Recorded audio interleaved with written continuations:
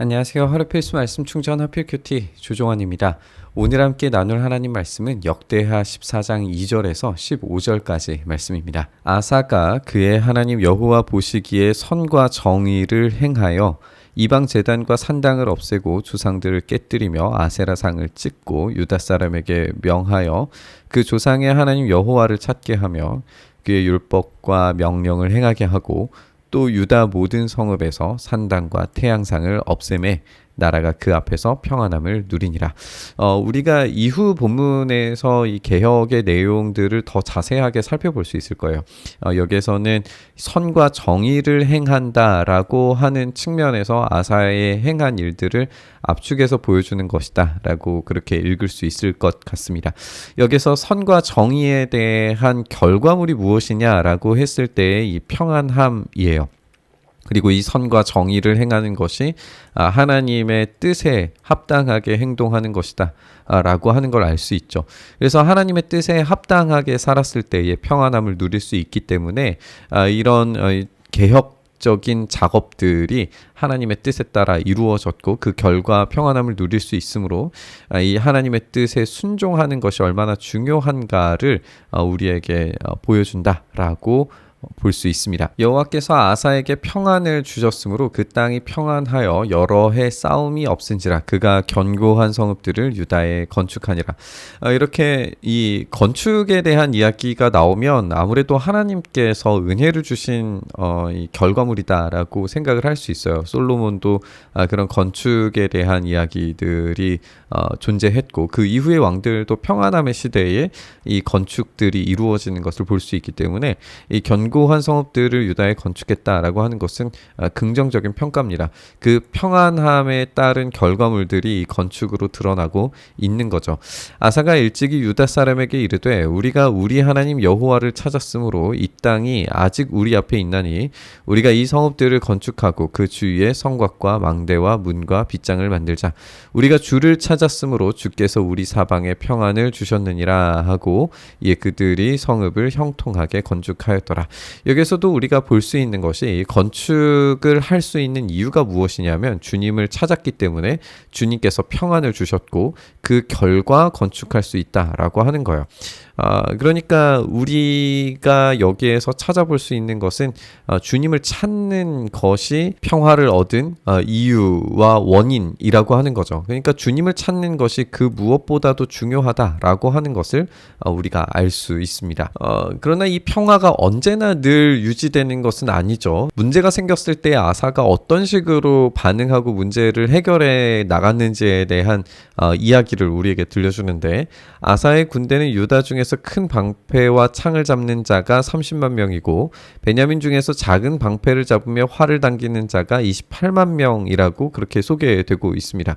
그러니까 이 창병이 30만 또 이 궁병이죠. 활을 당기는 궁병이 28만이기 때문에 둘을 합치면 대략 한 60만 정도의 군사력을 우리가 확인할 수 있어요. 그때 이제 구스 사람 세라가 그들을 치려하여 군사 100만 명과 병거 300대를 거느리고 마레사에 이르렀다 이렇게 되어져 있어요.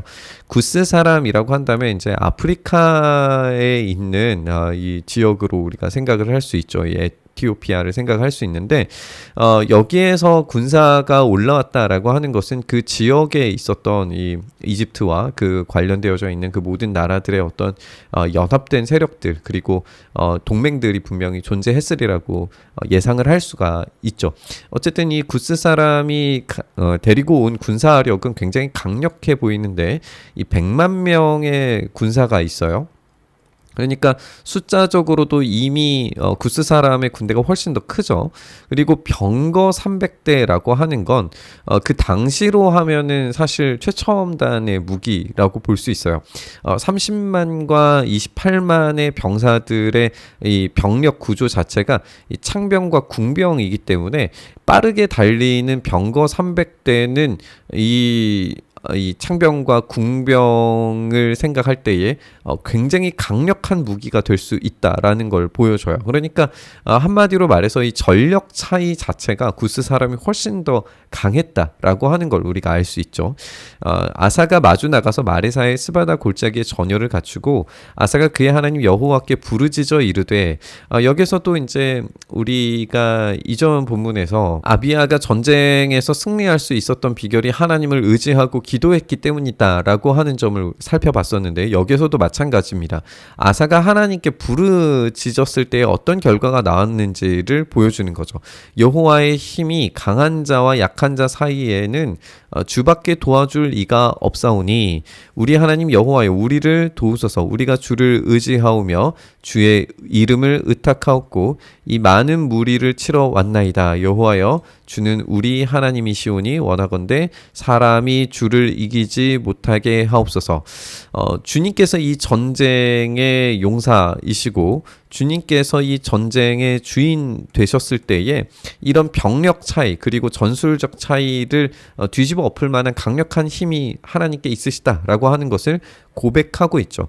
이런 고백들이 가능한 이유가 아까도 살펴봤었던 것처럼 어떤 종교적인 개혁 작업들이 선행이 되고 그것들이 전제가 되어서 하나님을 온전히 의탁하는 모습이 있었기 때문에 가능하다라고 생각을 해봐야 할 거예요. 그러면은 그 우상들이 언제 있었느냐를 생각해 볼 때 우리가 이제 뒤에 이어지는 본문들에서 확인을 할 수 있겠지만 르호보암의 때에 그리고 이전에 이미 솔로몬의 때에 그런 우상들이 존재했음에도 불구하고 그것을 온전히 제거하지 못한 모습들을 우리가 발견하게 될 거거든요. 그러니까 그런 우상들이 계속 쌓여져 오는 것들을 제거하지 않으면 계속해서 걸려 넘어지는 그런 함정들이 된다는 거예요. 여기에서 그런 함정들이 발동이 되어서 하나님을 의지하기보다 또 다른 힘과 세력들을 의지하려고 하는 순간 전쟁은 필연적으로 패배하게 되어져 있어요. 근데 여기에서는 다행스럽게도 아사가 하나님만을 의지함으로 말미암아서 이 전쟁의 다른 국면을 맞이하게 되는 걸 우리가 읽게 됩니다. 여호와께서 구스 사람들을 아사와 유다 사람들 앞에서 치시니 구스 사람들이 도망을 하게 됩니다.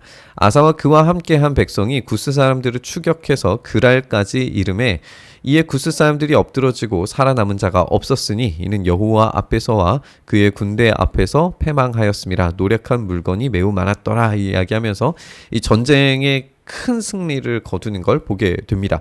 그뿐만 아니라 그랄 사면 모든 성읍 백성들을 두렵게 하시니 무리가 그의 모든 성읍을 치고 그 가운데 많은 물건을 노략했다라고 되어져 있어요. 이것으로 보아서 이제 그랄 지역 자체도 이 구스 사람들과 함께 동맹을 맺은 것으로 보여지죠. 그리고 그 주변에 있는 모든 성읍 백성들을 두렵게 하시는 것을 보게 돼요.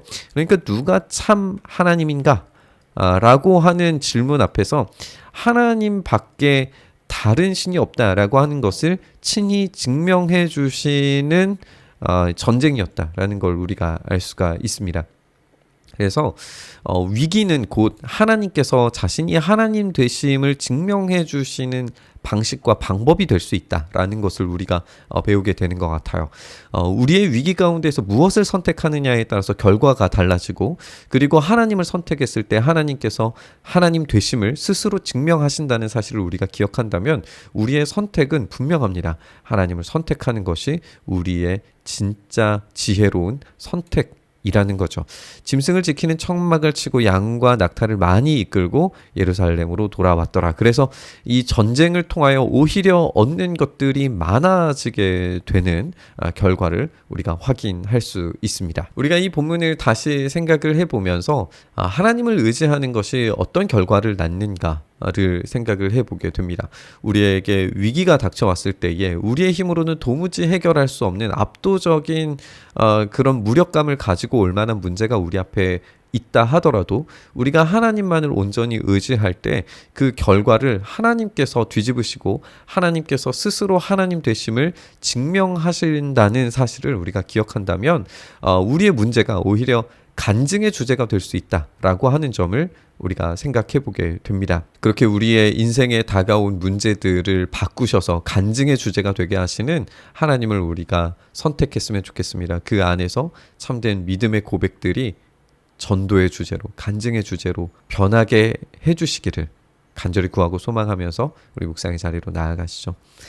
주님, 그렇게 우리의 삶에 다가온 문제들과 어려움들을 뒤집으셔서 간증의 주제로, 고백의 이야기들로 바꾸실 주님의 일하심을 기대합니다. 주님, 그렇게 우리의 삶 가운데 일하시고 역사하셔서 하늘의 놀라우신 계획이 우리 안에서 성취되는 그 은혜를 경험케 하여 주시옵소서. 그 일 우리 가운데 행하시기를 간절히 바라고 소망하며 우리 주님 예수님 이름으로 기도드리옵나이다. 아멘.